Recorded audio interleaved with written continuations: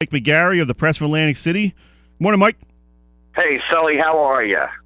Good, man. I was telling Cole at the beginning of the show, man, I'm in sensory overload right now. There's too much going on. I can't keep up with it all.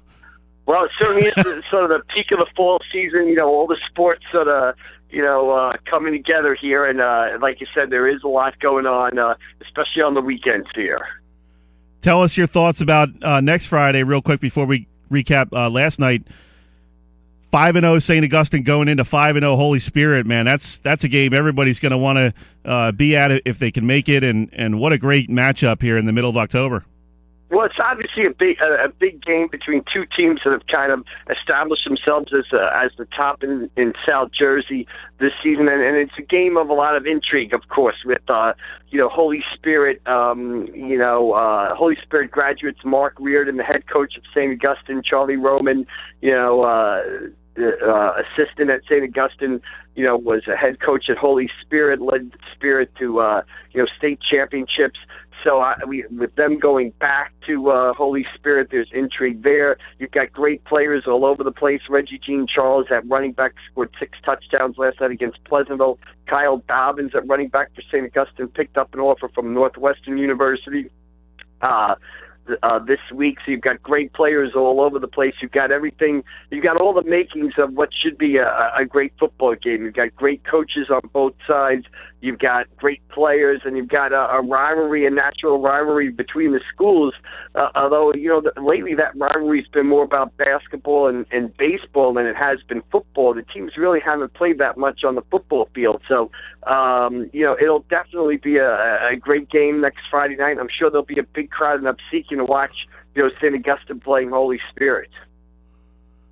Talk with Mike McGarry of the Press of Atlantic City. Mike, give us some thoughts on last night. We're starting to see some things come into a much clearer focus as we get into the first week of October, as some of these division races start to play themselves out a little bit. What are your thoughts on some of the divisions that feature former Cape Atlantic League teams like the West Jersey Football League, Continental, the Independents, the United?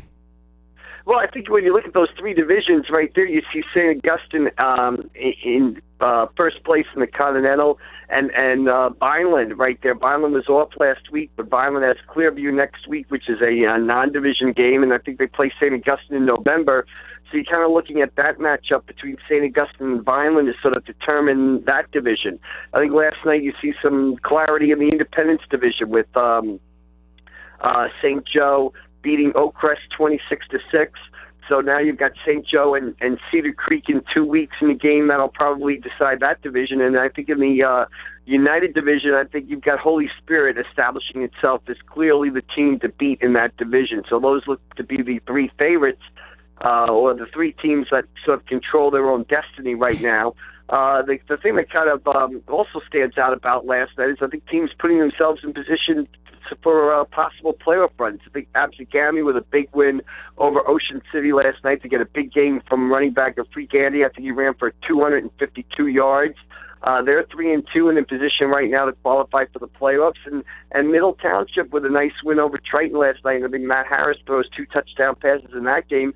Middle Township now on a 2-game winning streak, and they're now in position to sort of make a run at the playoffs with a 3-2 record. So I think Absegami and Middle Township kind of doing themselves a world of good last night to put themselves in position to make a run at South Jersey playoff spots. Mike, what can we figure out about this Middle Township team? They were kind of up and down the first 3 or 4 weeks of the season. Now they've gotten on a little bit of a run. Can they be a team that figures it out, goes on a streak here in October and makes the playoffs? Well, I think that, when I talked with Frank Rich-Tana before the season started, and I asked him about the move to the West Jersey Football League and the schedule change, he said he just wanted to, he said once he got through the first 3 weeks of the season, he said the team should be all right, and that's been the case so far. I mean, they opened with Holy Spirit, and Holy Spirit won that game, I think, 34-0, and at the time, we didn't really know how good Holy Spirit was going to be. So, that doesn't look like that bad of a loss right now by Middle Township. Then Middle Township played Mainland Regional. They beat Mainland, and then they lost to Buna. Those are probably the 3 toughest games on Middle Township's schedule. Now they come out of that 3-game stretch and they go beat Gloucester Catholic last Saturday. Matt Harris scores on a quarterback sneak in the final minute to get them a win there, and then they get a win last night against Triton. So now they're 3-2 with winnable games ahead on the schedule. So I think they play Ocean City next Friday night. That's a big game between Cape May County rivals, and a big game for a Middle Township team that, with Ocean City, they could take another step towards the playoffs. Yeah, that's kind of been the theme for some of these teams that are right around the 500 mark or maybe a game above, is weathering that early storm. We saw that with Absegami. They had to face Cedar Creek and St. Joe right off the bat. You talked about Middle Township having to face Holy Spirit right off the bat, Buena Regional. So these teams are kind of in the part of their schedule where they have winnable games, but you still have to go out and win those games if you want to make the playoffs. Yeah, absolutely. And it just seems, I don't know why it always seems to work out this way, but it just seems that a team's tough games seem to all come in a row. I don't know, if the schedule makers, of course they don't do it on purpose, but it just seems to work out that way for a lot of teams. Like you said, Middle Township and Absegami had to weather, tough opponents at the start of the season. They were able to do that. And now they're in the part of the season where they have an opportunity to get some wins, and they've got to win those games. I mean, you look at Absegami. Big win last week against Eastern. They win that game 22-3. Followed up last night in Ocean City with a win. Now they're 3-2 and looking at the potential of playoffs. Same thing for Middle Township, and that Oakcrest team last night. Obviously, they played without Kendall Elliott, who was out with an injury, but they're still, even with the loss last night, they're 4-1 with a game against Lower Cape May and a bye the next week. So they'll have some time to sort of stabilize themselves. And if they get to 5 wins, that should get them a spot in the South Jersey Group 3 playoffs. Mike, talk a little bit about Cedar Creek. They're one of those teams that pretty much has a tough schedule throughout the season. They haven't shied away from that at all. They're coming off that South Jersey Group 2 championship. A lot of players back from that team. They've been a little bit banged up. They take on Mainland today. They're coming off that real tough loss against Camden last week. Where do you feel like this team is at, and what is their potential going forward? Well, it's difficult to say at this point. What is their potential? I think their potential is to, repeat as a South Jersey champion. They certainly have the talent to do that, but I think injuries have so far kind of held them back or even wrecked their season so far. I don't think Bo Melton, obviously the Rutgers recruit who was outstanding last season, got banged up in the preseason. I don't think he's been right so far this season. It'll be interesting to see how much he even plays today against Mainland. And then, Isaiah Watson, another great player who had a great game in their big win over Delsey, 28-21, last month, sits out the second half of the Camden loss last Friday night, and we'll see how much he plays today. So I think Cedar Creek right now maybe treading a little water, looking to get some wins and get everybody healthy for that playoff run. But there's no doubt that when healthy, Cedar Creek obviously has the potential to do what they did last year, and that's win a South Jersey Group 2 championship. The question now is, are they going to have all the pieces? Are they going to be healthy enough to be able to get those pieces on the field and accomplish that? So I look at them as a team right now that, obviously a big game today against Mainland, a chance to bounce back after a disappointing performance against Camden last Friday night.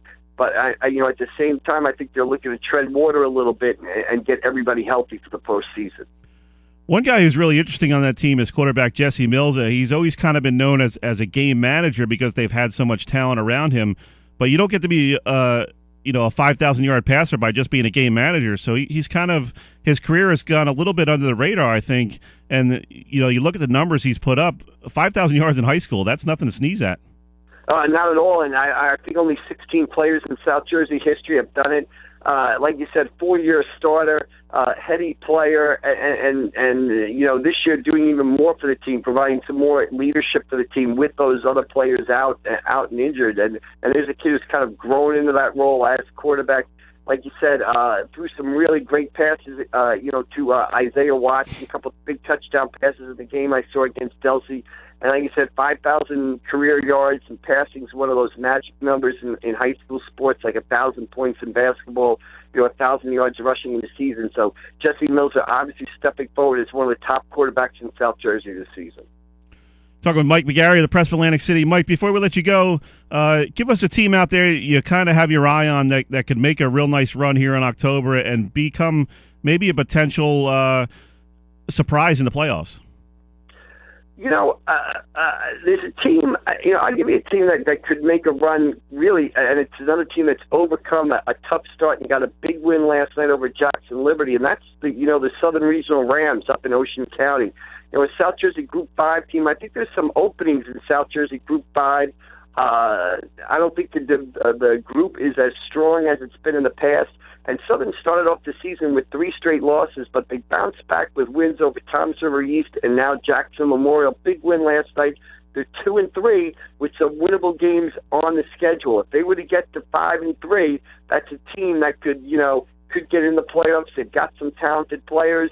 And they would have some momentum going in. So that's a team to sort of keep your eye on. Another team I'll give you, and it's a team that was off last night, and, it is Millville. Let's not, go to sleep on them. There's a tendency, they lost to St. Augustine, maybe put them on the back burner, forget about them a little bit, but they came back and beat Williamstown last week, and I think Millville is a team that is talented as any team in South Jersey Group 5.